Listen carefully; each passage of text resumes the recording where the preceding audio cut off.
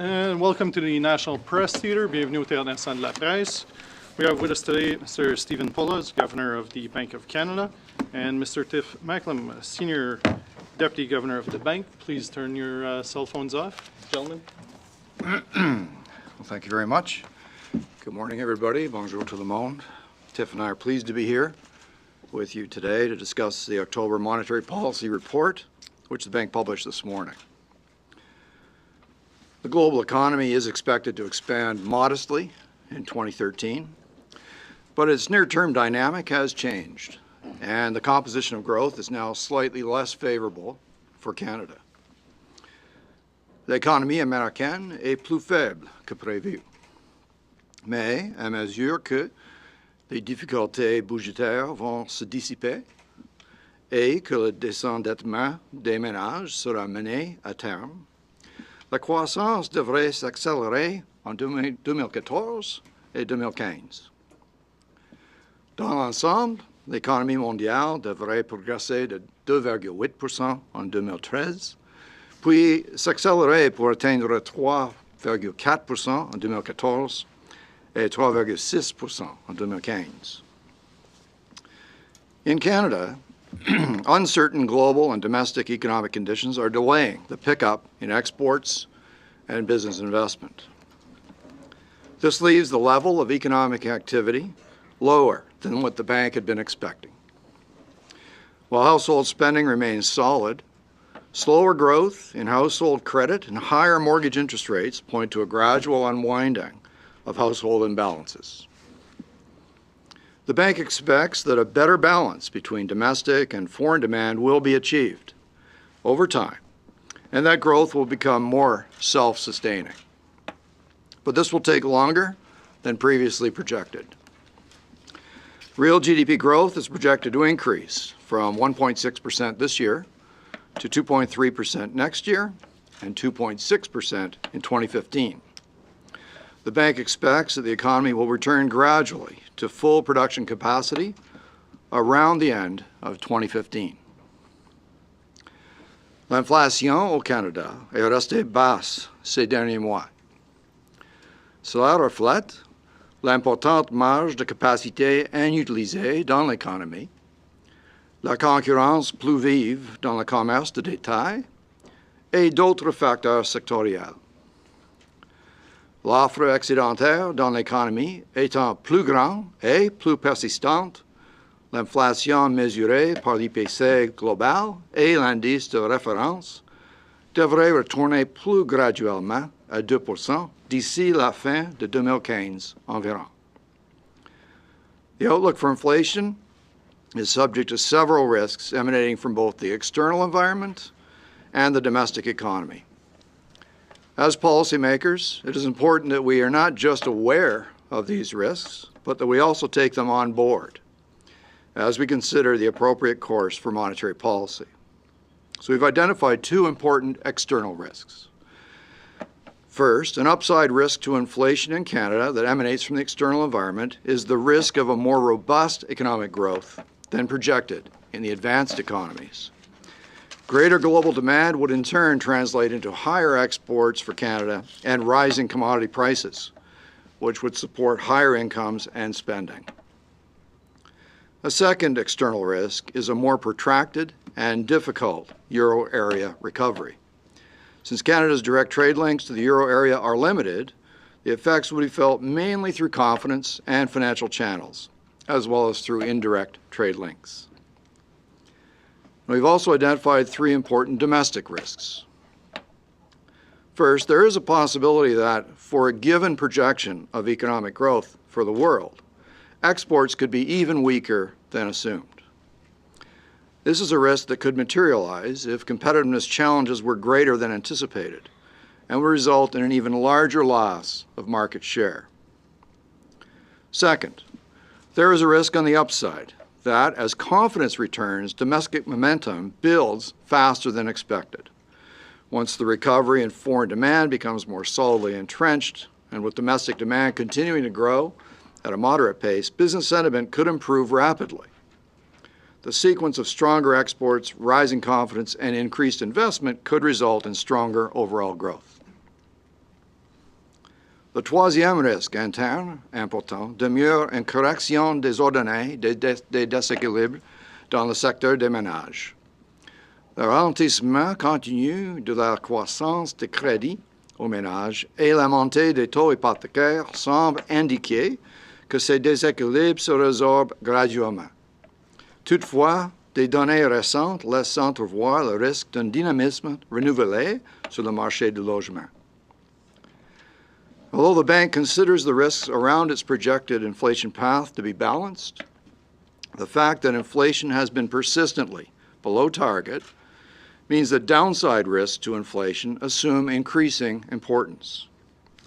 However, the bank must also take into consideration the risk of exacerbating already elevated household imbalances. So weighing these considerations, the bank judges that the substantial monetary policy stimulus currently in place remains appropriate, and today decided to maintain the target for the overnight rate at 1%. And with that, Tiff and I would be pleased to take your questions. Governor, by removing that bias and perhaps opening the door to rate cuts, aren't you risking the possibility that low for long could exacerbate the very thing that you don't want to increase household imbalances? That's exactly what the statement says.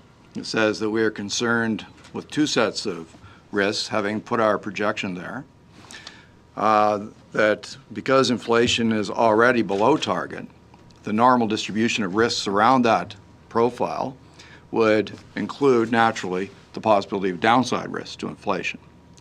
And those are more important given that we start below target and have been there for some time.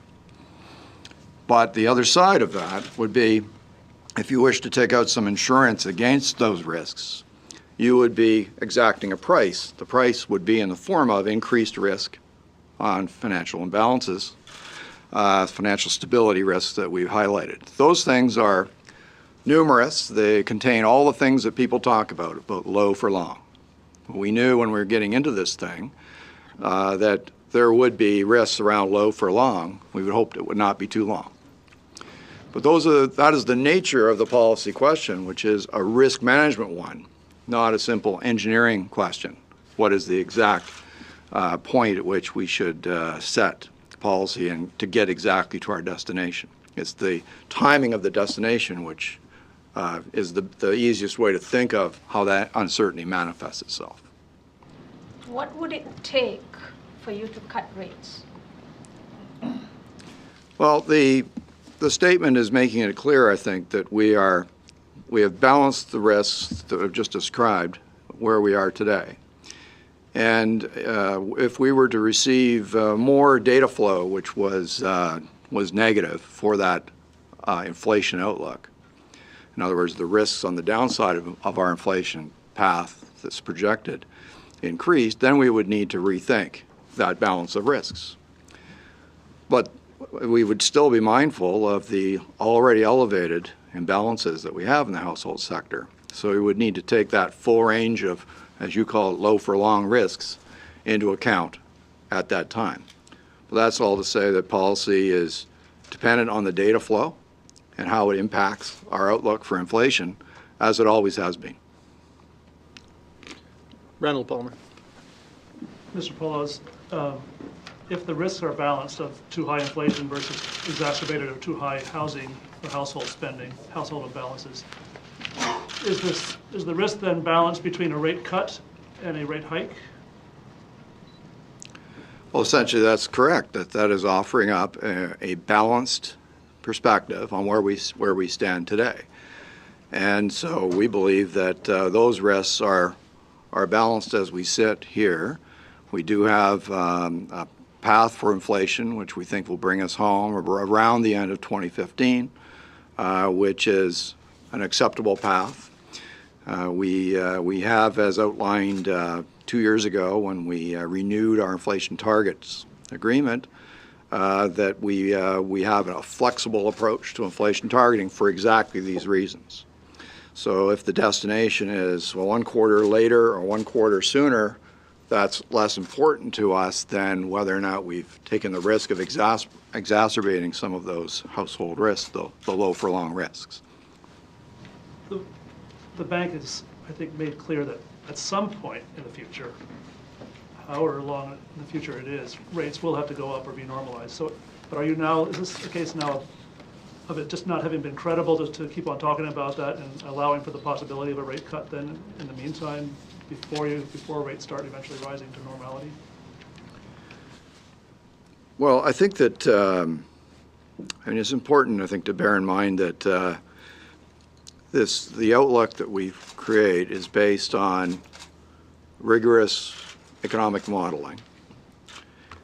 And economic models are not simply extrapolations. If you were, they're grounded actually in long-run relationships, so things that you think will prevail. You know, as I described in Vancouver, you know, what's home look like. So you know, if you watched a jet taking off at the airport, and as it was taking off, you stopped watching it, you might go home extrapolating that, thinking it's going to outer space. But if you watched it long enough till it leveled off, then you'd say, oh, I'll extrapolate that. It's going to go that way forever. That's just extrapolation.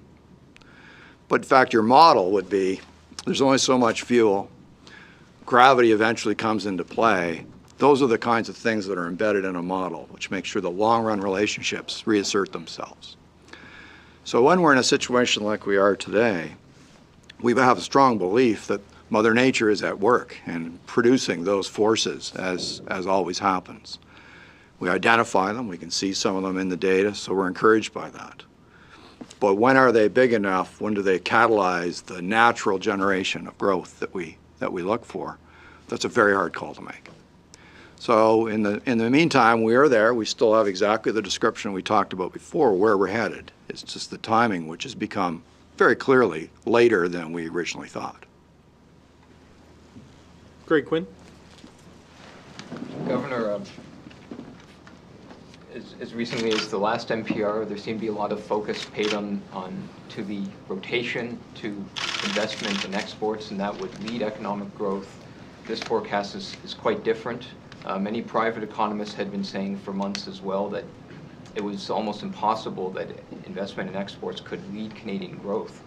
Was there something wrong in the Bank of Canada's models? Or was there some reason the bank missed what might have been going on in the economy? Well, that's a good question, Greg. So the real answer to that is we're not 100% sure. You know, it's similar to the answer I just gave Randall. You think about where we were in this, and we were clearly finding that that exports were underperforming what our models were telling us. And so usually it's about searching for a reason, and deciding if that reason may be transitory versus long-term. And I think that persistence in it, you know, convinces you, well, the reason must be more profound, or at least longer lasting than you thought before. So what we've done in this case is acknowledge that we are below, and that those laws of gravity or Mother Nature that I talk about will reassert themselves in due course. Tiff, you might want to add a little bit about that, about how we run off the air, that sort of thing. Sure. Your characterization of the rotation or the rebalancing of growth, it's still an important element of our outlook. But as the governor was just indicating, it is taking longer than we previously thought.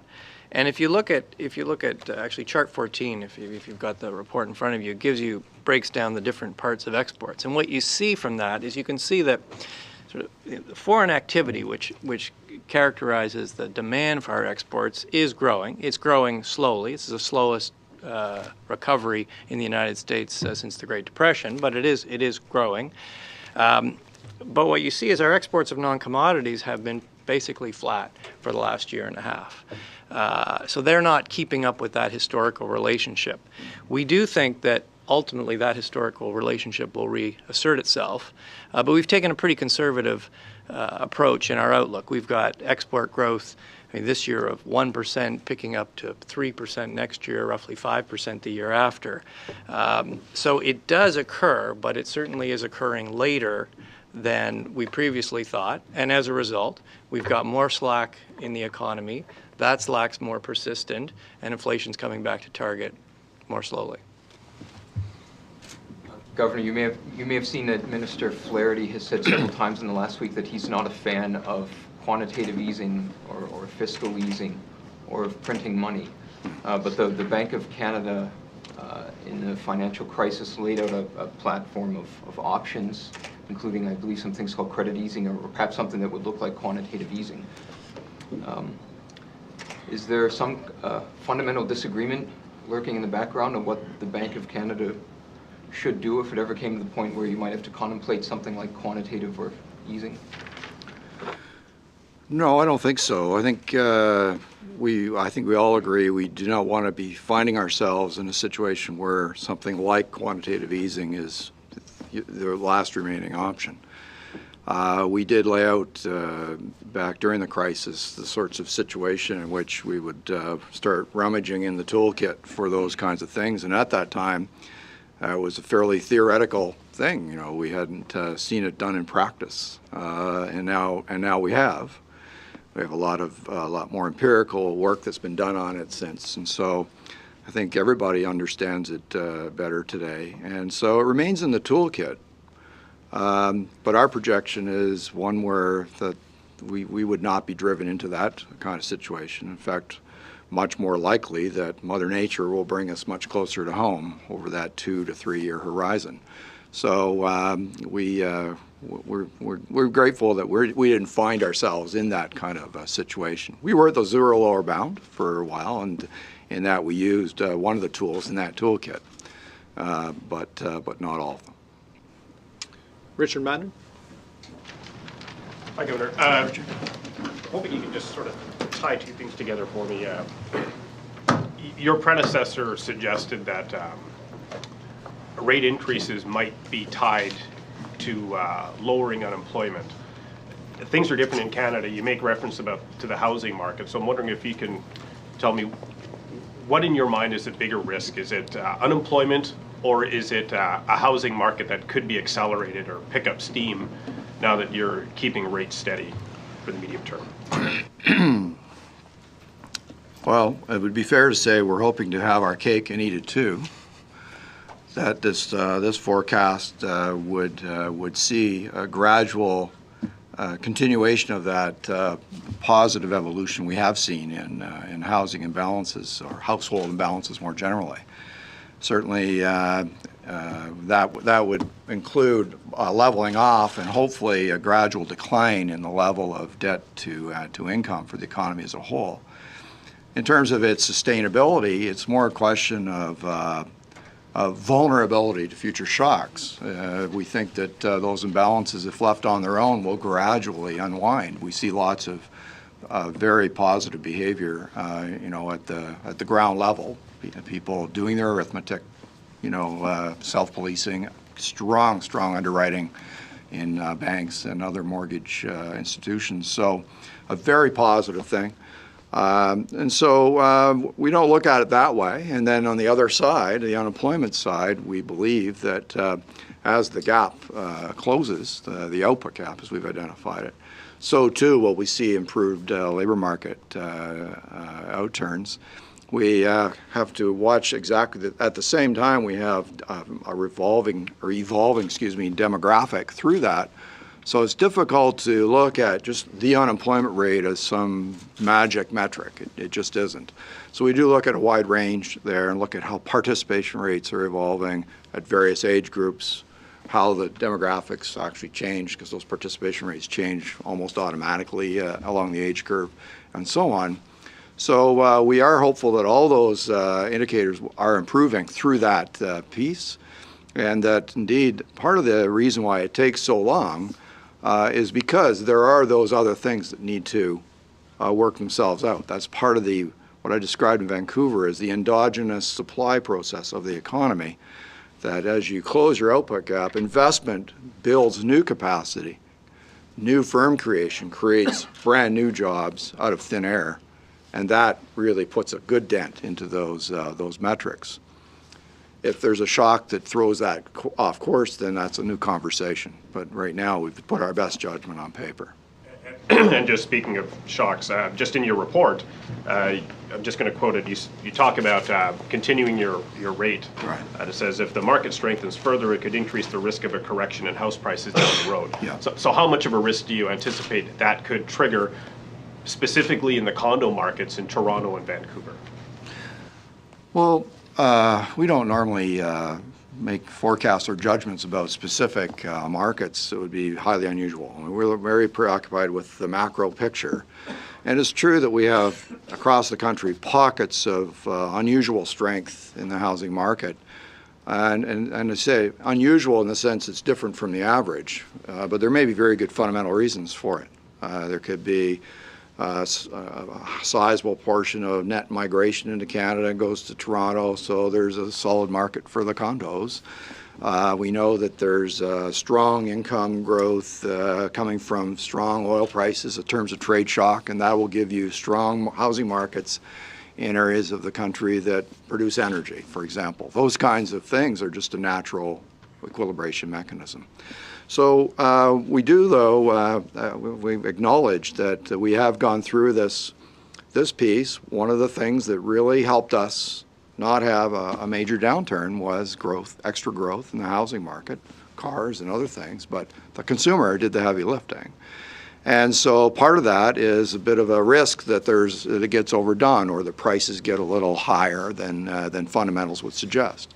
So in that environment, you have to admit that the risk, as we outlined there, if it is worsened, you know, that makes you worry about it's in some sense having a correction of the sort you describe. And that kind of thing can then have wealth effects and confidence effects through the economy. So it's a fairly important thing. As things sit right now, I would say it would require some sort of exogenous shock to catalyze that, a negative shock from outside. Sorry? Oh, you can't. No, sorry. BJ Security. Okay. Trade question for you. The government's still using projected benefits of the Canada EU deal from a 2008 study. There are some pretty generous assumptions in that study. Wondering if the numbers they're using, if you feel they're still accurate, or if they might no longer reflect the relationship, or if they're just too generous generally.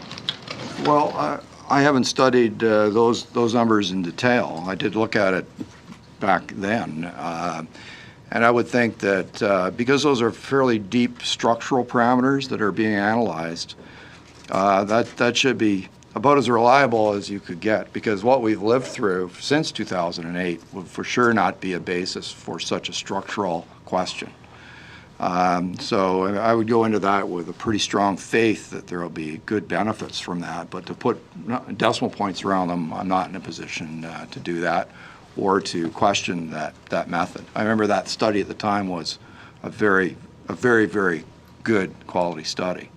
So I think if I was redoing it today, I'm not sure I would rely on 2010, 11, 12 data to change my mind about it. It's probably more about the long run effects of such an agreement are the most powerful part. Rudy Lecourt. Bonjour.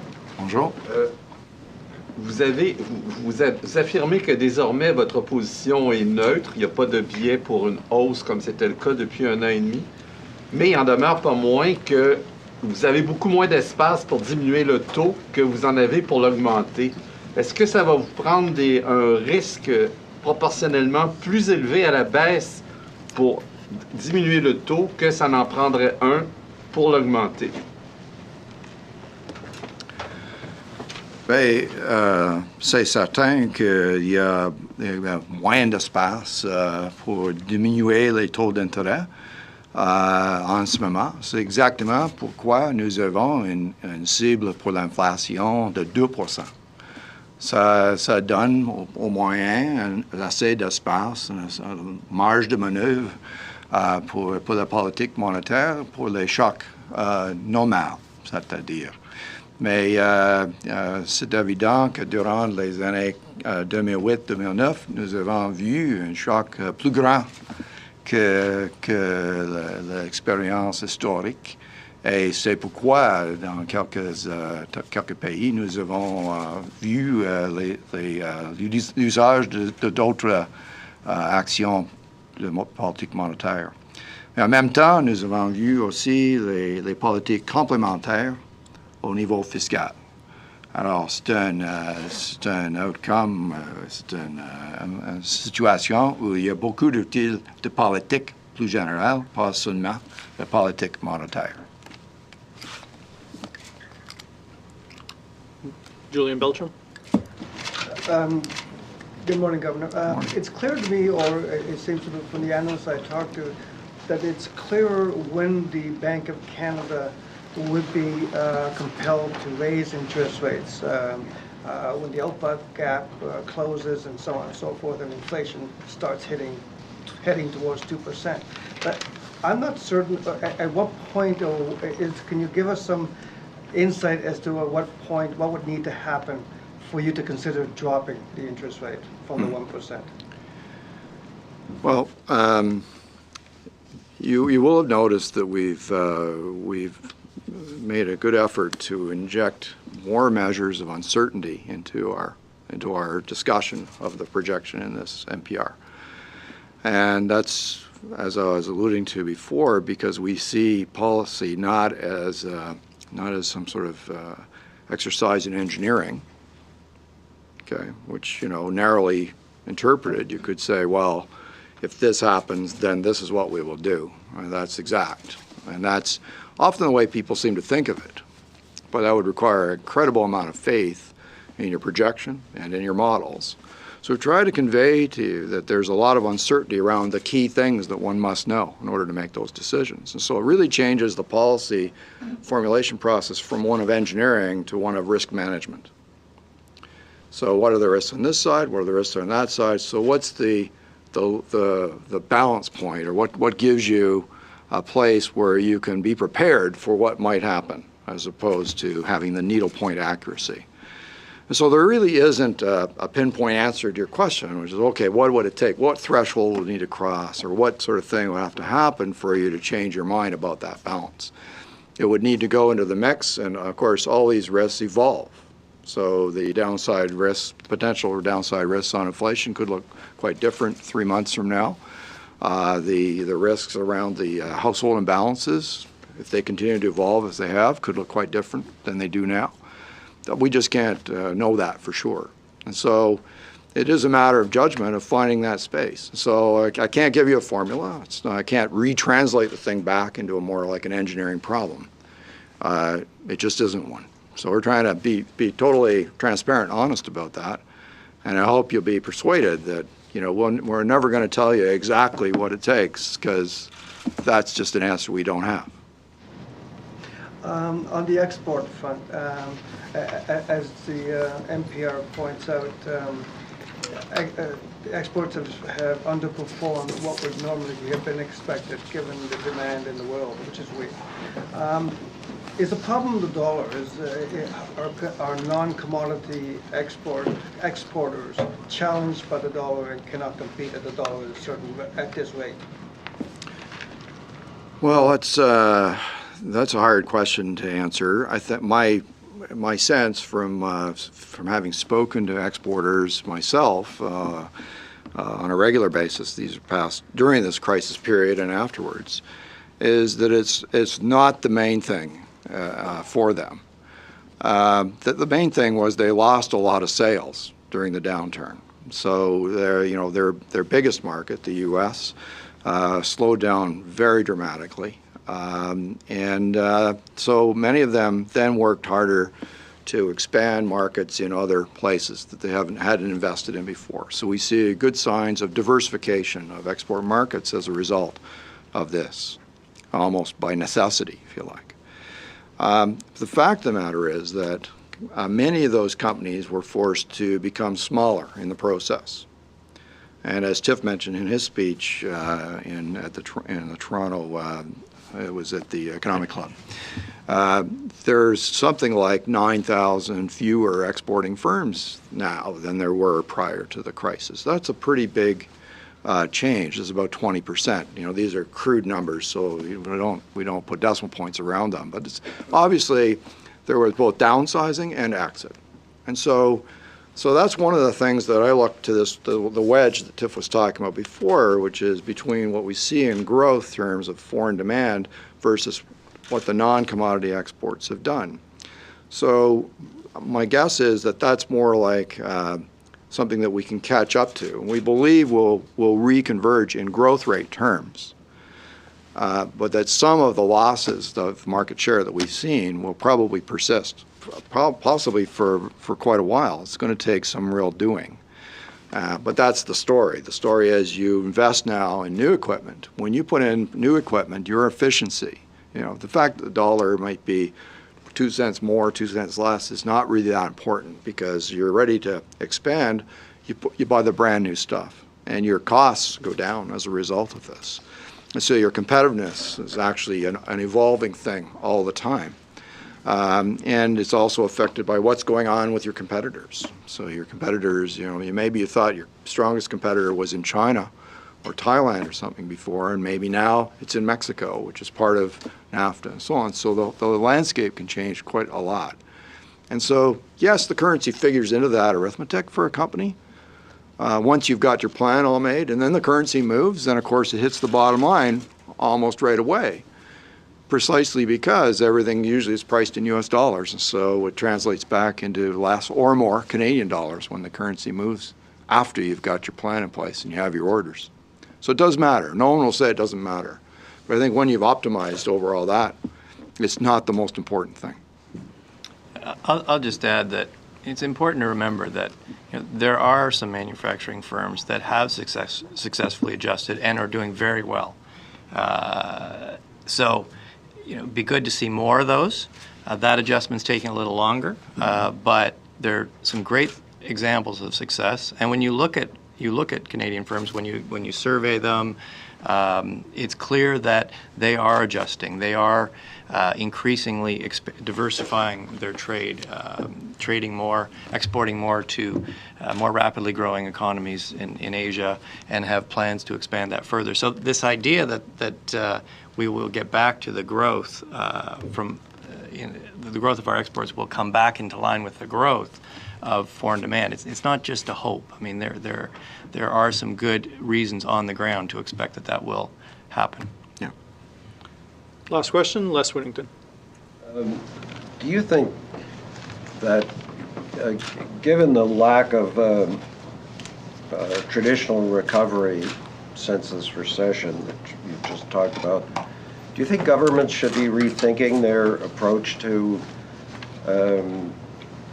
their economies? Governments in the so-called advanced countries should be rethinking their approach to economic growth?